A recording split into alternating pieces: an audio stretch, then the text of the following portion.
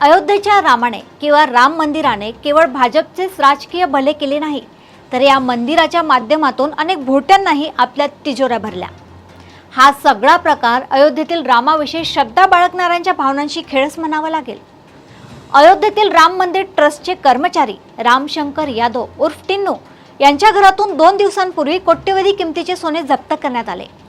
हा रामशंकर यादव ट्रस्टचे महासचिव चंपतराय यांच्या निकटवर्ती असल्याचे सांगितले जात आहे। मंदिर व्यवस्थापनावर चंपतराय यांचेच पूर्ण नियंत्रण असते।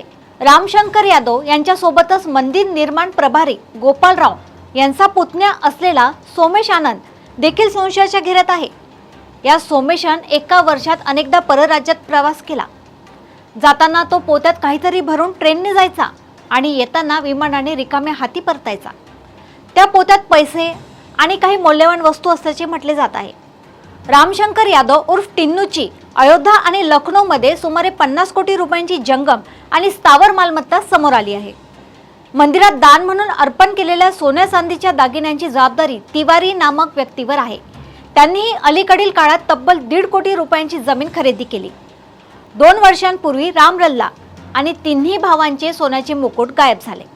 शोध मोहिमेत मंदिराच्या आवारात ट्रस्टच्या एका पदाधिकाऱ्याच्या कपाटातून मुकुट सापडले। दानपेटीतून फक्त रोख रकमेची मोजणी होत राहिली। सोन्या चांदीसारख्या धातूंचा उल्लेख नगण्यच केला जात होता।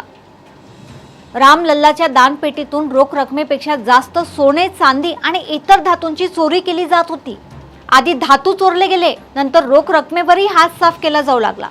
एकूण काय तर रामाच्या नावाने सगळ्यांनीच आपले भले करून घेतले म्हणावे लागेल। अशाच घडामोडी व अपडेट सोबत पुन्हा भेटूया देशोन्नती संपादकीयमध्ये। तोपर्यंत बघत रहा देशोन्नती।